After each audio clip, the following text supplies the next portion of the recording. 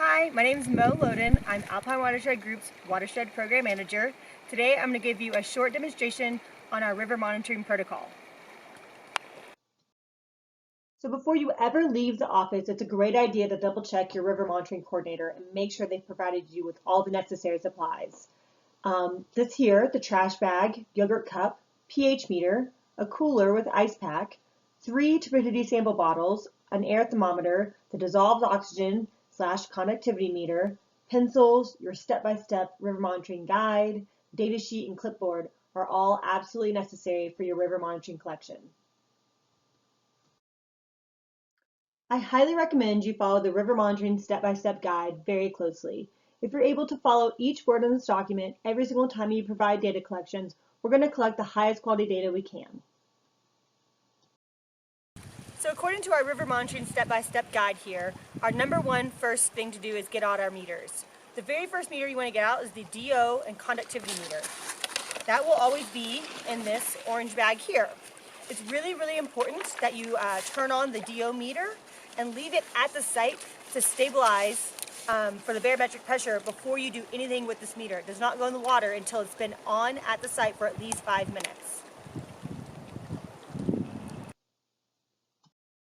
So to turn on the DO meter, you have to press this sunshine button for approximately 2 seconds. 1001, 1002, it'll turn on. And then like I mentioned, you just put this down on the ground and allow this to calibrate for the next 5 minutes.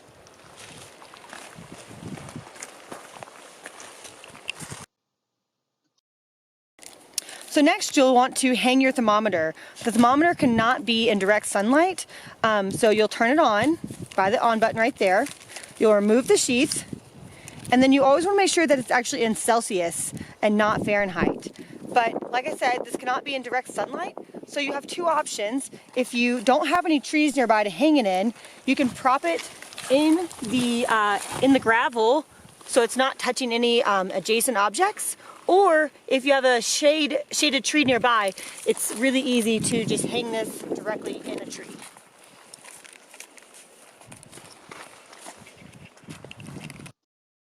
Next is our pH meter. You'll always also find conveniently a plastic bag in your pH meter. This is for if there's any litter or trash around. We always encourage our monitors to please pick up any trash you see at the monitoring site, and you can put it in this bag and bring it back to the office and we'll dispose of it. So to prep your pH meter, you'll want to remove the cap, and you want to fill up your yogurt cup with approximately 2 inches of water, and you'll want to soak the pH meter in the yogurt cup. The ironic part is these pH meters say they're waterproof, but they're not actually waterproof. So it's ideal to not have the water actually go above this waterproof line right here. So now that all the meters are set up, we're going to move on to number 2 on the river monitoring step-by-step guide, the water quality data sheet. This is an example of our water quality data sheet for Site 1. This is the West Fork at the Woodford's Bridge. And so it's actually really important. Your data sheets will come with a pre-labeled site code and site number. And it's really important that you actually double check to make sure that you are at the West Fork Woodford Site 1 site. You know, as I mentioned, the river monitoring coordinators are human and they may give you the wrong data sheet on accident. So it's really important that you double check and make sure that you have the right data sheet, the right site. Moving on, we want to fill out the date, including the year, observation time, your first name and last name for all river monitors. And then you're going to check all weather conditions that apply for the current and past 24 hours. And then you'll do site observations. Percent canopy is referring to the percent canopy of trees above your monitoring site. Water clarity is pretty obvious. If it's clear, cloudy, or murky. Murky is actually less, it's dirtier and harder to see through than if it were cloudy. And then we have other, which would include algae, oily sheen, foam suds, leaf litter, trash, or none. I think that those are all self-explanatory, except for the leaf litter. Some folks don't know that. I mean, leaf litter is broken down leaves in the stream. That could be any sort of just broken down plant matter. It doesn't have to be leaves, but any sort of broken down plant matter that's kind of it'll usually gather in the eddies there as well. You'll see broken down leaf litter, or pine needles are often found there too. So that is different from trash, where trash would be candy wrappers, water bottles, whether they're in the stream or not. That's referring to basically human trash. So then you'll want to provide the estimated width and estimated depth at middle major flow. These are, people ask me why we're providing estimated numbers, and they're actually very important and telling. If your stream normally measures at an estimated width of 2 meters on a regular basis, let's say it measures between 2 and 5 meters on a regular basis, and then all of a sudden one year I see that your stream measured at 10 meters, then I might be like, oh, there must have been a flood going on. So that's actually still really kind of important information to help me understand the rest of the data. Because if there's a flood going on, you'd have higher turbidity samples, you might have higher DO, all these things would come into play. And after we get all of this stuff up here filled out, the next really important thing to do before we do the stream monitoring measurements is you want to fill out your meter numbers. These are also really, really important, because if you have something that goes wrong or weird with your meter, knowing which meter it was can let us understand how to treat that data moving forward. So next we're ready to start collecting our river monitoring data in the stream.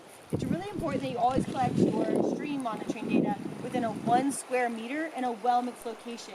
You really want to select a location that is given a good representation of what's happening upstream to what's moving downstream. You don't want to be monitoring in an eddy where there's no flow. Also, you don't want to be monitoring in a location that's got so much flow that it's got too much turbulence and the meters won't get a good reading. So first, we're going to start with our dissolved oxygen meter.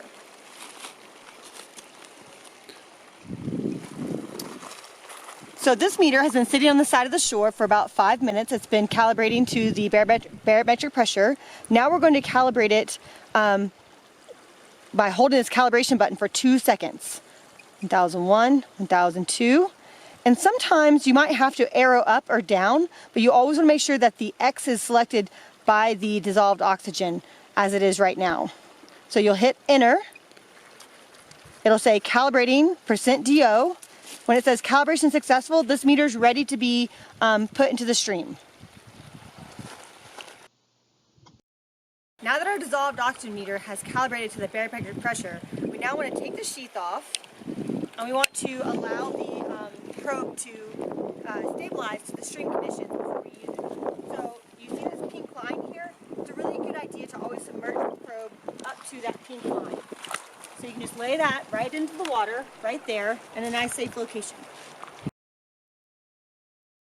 So while the DO meter is stabilizing to the stream conditions, you can take your pH meter readings. You can take it straight out of the DO cup, out of the yogurt cup, and you want to turn it on with the power mode button. And then you will actually take your measurements in the stream in the well mix location at 3 different locations. When you use the pH meter, you'll want to watch for this little clock in the bottom left corner. That will, when the clock turns off, that means that the meter is ready to record data. So next we're ready to record our dissolved oxygen, conductivity, and water temperature measurements with the Pro 2030. So to use this meter, it's ideal to have this basically, like I said, in the well mix location in the 1 square meter. And if the water is deep enough, you'll want to have this at mid depths with the probe straight up and down. Let's say that your stream you're monitoring at isn't that deep though. It's okay if you have to lay it on the stream bottom, but it's ideal if it's not laying all the way in the stream bottom. You just want to prop the bottom of the probe so that the pink line is still at the top of the water. So we've done all the recording of measurements with the meters. We now have one grab sample we have to bring back to the AWG office for analysis, which is our turbidity sample. So in the turbidity sample, or with the turbidity sample, you'll go into the cooler and you'll have 3 bottles. These bottles will have labels on them that should absolutely match the data sheet. If they don't match to the same data sheet number, please let me know. Inside your cooler, you'll also have an ice pack. And whenever you do your turbidity grab sample, you'll want to take each sample bottle and triple rinse each bottle. When you triple rinse, you want to fill the bottle and the cap all the way, and you can either pour it downstream or you can pour it onshore. It's just really important to not ever pour the sample back in upstream, because then it causes disturbance within your sample location.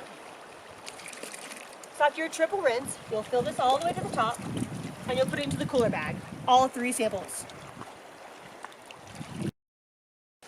So at the end of the monitoring, we want to make sure that we put everything away properly for storage.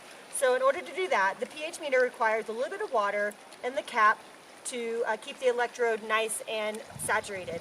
The same thing goes for the dissolved oxygen meter. We like to pour water into the top of this sheath here, and then you actually pour all of that water right back out. And there will actually be a little bitty sponge at the bottom of this sheath that helps keep this probe nice and saturated. So from there, we're moving on to number 4. It's very important to have your partner review the data sheet. This helps the partner help with data quality assurance, so that if they said that the meter had a measurement of 50, you make sure they didn't write down 15. Other than that, you want to make sure that all the lines are filled in: date, time, names, weather, estimated width, and your meter numbers, and then there's 3 recordings for each measurement, or each meter. From there, you want to remove all dirt and sand from the meters and put them away into the bag properly.